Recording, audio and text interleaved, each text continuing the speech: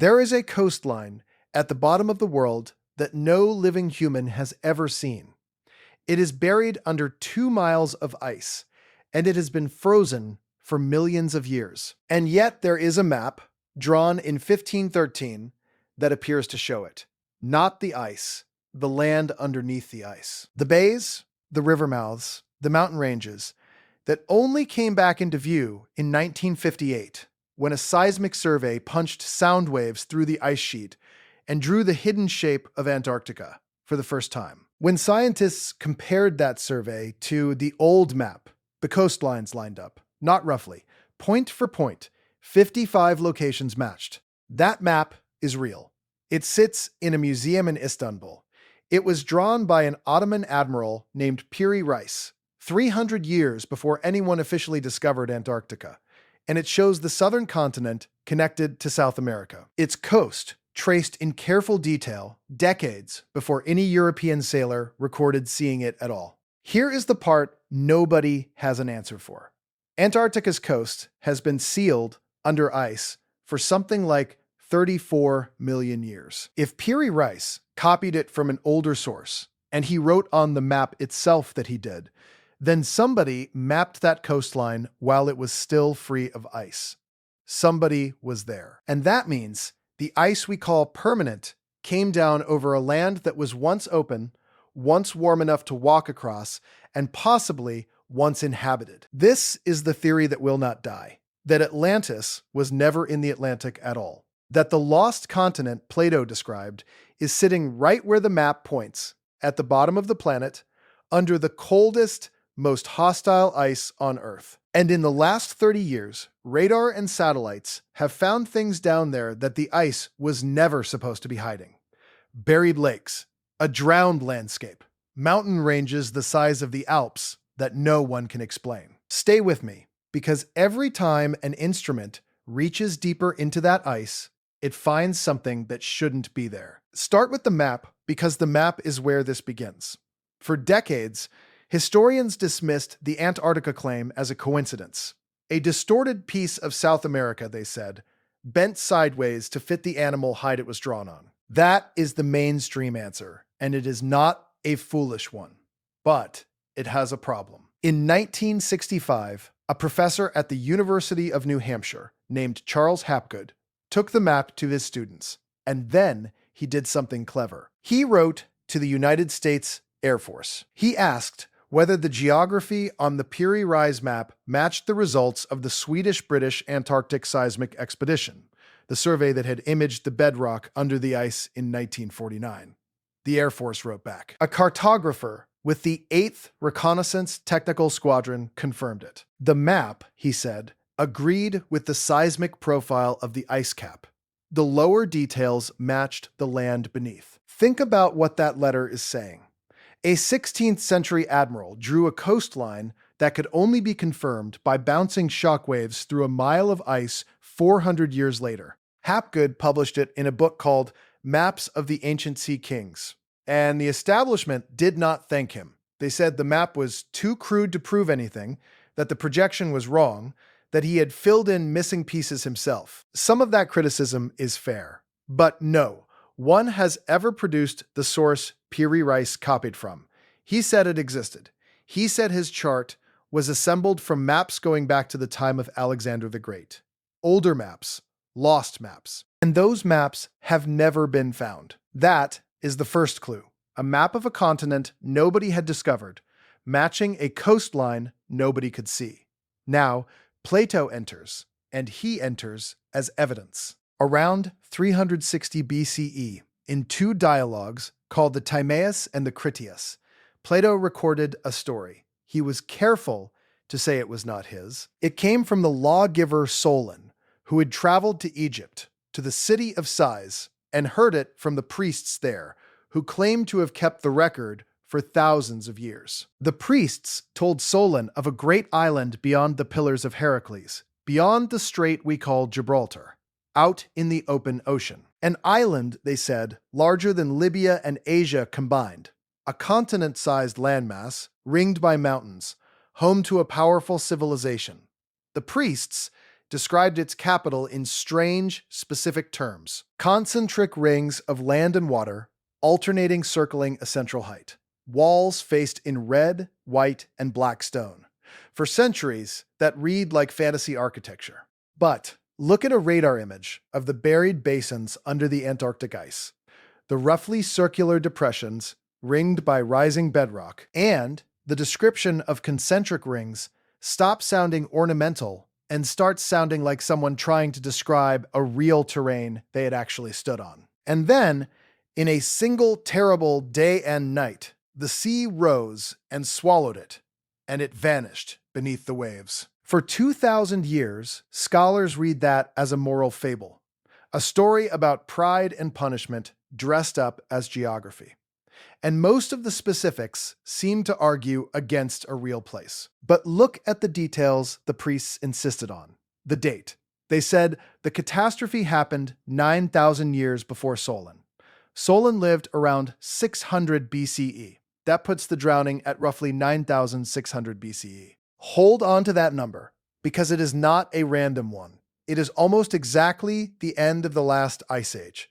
The moment the great glaciers began their collapse, and the seas of the entire planet started to rise. Plato wasn't inventing. He may have been recording. And here is where it gets strange.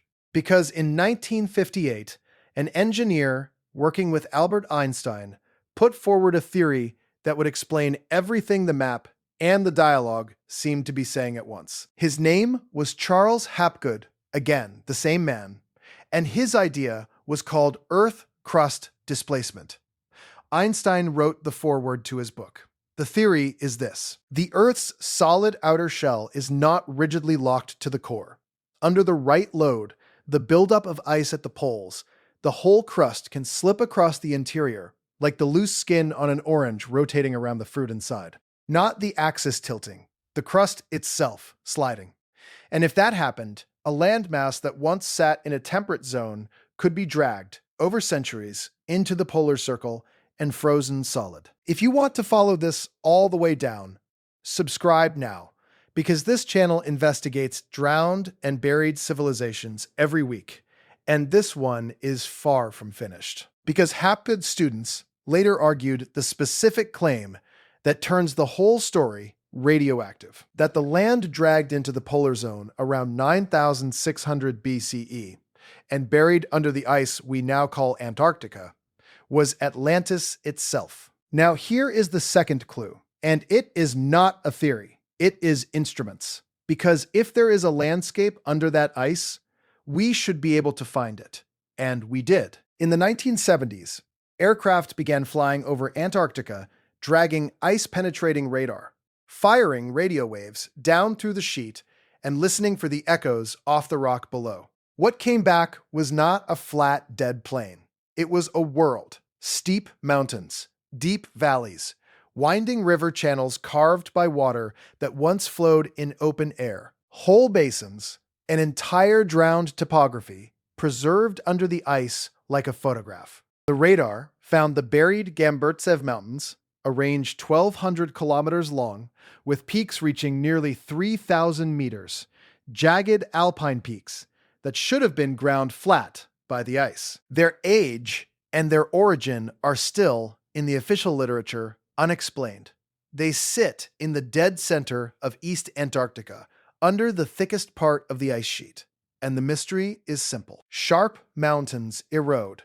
Ice grinds peaks down over time.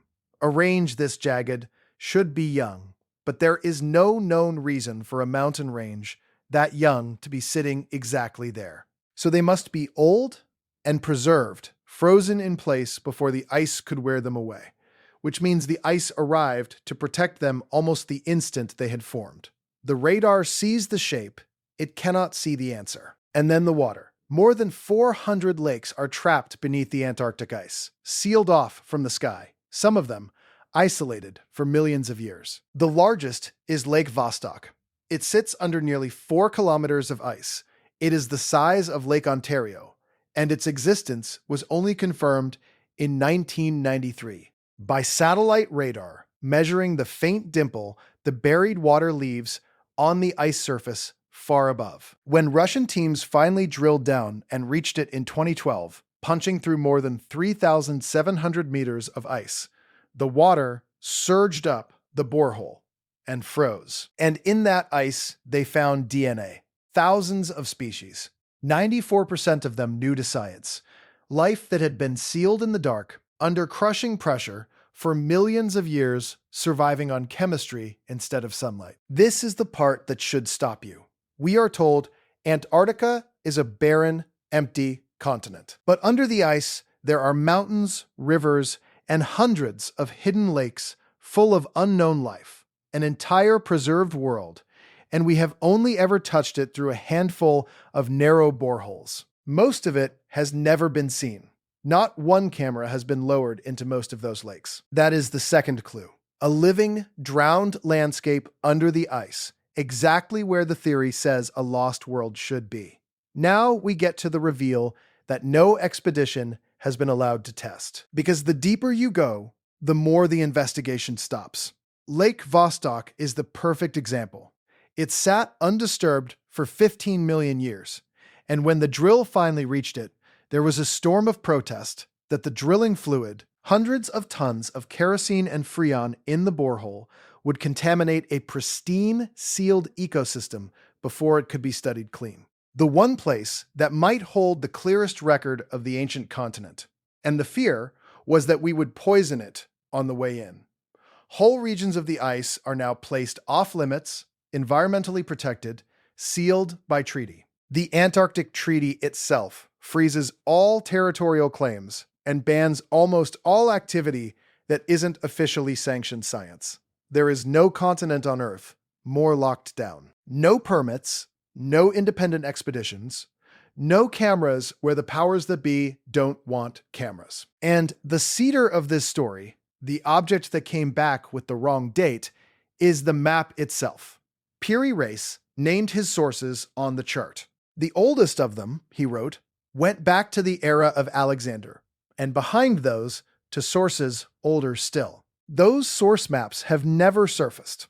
One physical trail that could confirm where his coastline came from, and it simply vanishes into lost archives, exactly at the point where it would prove too much. Now, let's slow down and be honest with each other. Does this prove Atlantis is frozen under Antarctica? Probably not, and you should be suspicious of anyone who tells you it's certain. The mainstream explanations are real, and some of them are strong. The Piri Reis coastline may be nothing more than the coast of South America, distorted and bent to fit the parchment, and the 55 matching points may be pattern hunting after the fact. Earth crust displacement, the sliding shell theory, is rejected by nearly every geologist alive. Plate tectonics moves continents over millions of years, not thousands, and Antarctica has sat near the South Pole for tens of millions of years, far too long for any human map to remember it green. The buried mountains and lakes are astonishing, but they are the product of deep geological time, not a lost city. Every single clue has a conventional answer. That is true, and it matters. But here is what the conventional story still cannot do. It cannot explain how Piri Reis drew a landmass in the far south in careful detail 3 centuries before it was discovered, and then wrote that he copied it from maps older than Rome. It cannot produce those source maps. It cannot explain why Plato's priests fixed the drowning at 9,600 BCE, the exact century the Ice Age ended, and the oceans rose more than 100 meters. Drowning coastlines all over the world where humans had been living for thousands of years. That part is not myth. Off the coast of India, off Greece, in the North Sea over the sunken land we call Doggerland, real human settlements really did go under the water as the ice melted. The memory of a drowned world is not fantasy. It happened. The only question is whether one of those drowned worlds was large enough and old enough to be the one Plato's Egyptians never forgot. Even the grounded version of this story is extraordinary. At minimum, someone in deep antiquity preserved an accurate memory of a coastline and a catastrophe that modern science only confirmed with radar and satellites. Someone was mapping, measuring, and remembering thousands of years before we credit anyone with the ability to do it. It was mapped, it was measured. And then, if the priests were right, it drowned. And if even the quiet version is true, then our history is missing a chapter. It would mean a people we call primitive watched the seas rise, recorded where the old shorelines had been, and passed that record down carefully enough that an Ottoman admiral could still draw it in 1513, and Russian drills could still confirm it in 2012. It would mean the knowledge was gained somewhere, refined somewhere, and then lost so completely that we spent 2,000 years calling its greatest witness a bedtime story. The ice is still there. 2 miles of it, over mountains no one has climbed, over rivers no one has sailed, over lakes full of life no one has ever seen. The buried coastline that Piri Reis somehow drew is still down there in the dark, exactly where he put it, waiting under a continent that is sealed by treaty, watched by satellites, and closed to everyone. The source maps are still missing. The permits are still pending. And somewhere under the deepest ice on the planet, if the oldest story we have is more than a story, a drowned world is still waiting to be found. If you want to know what else the ancient world mapped that we were told to walk past, watch the next investigation on screen right now.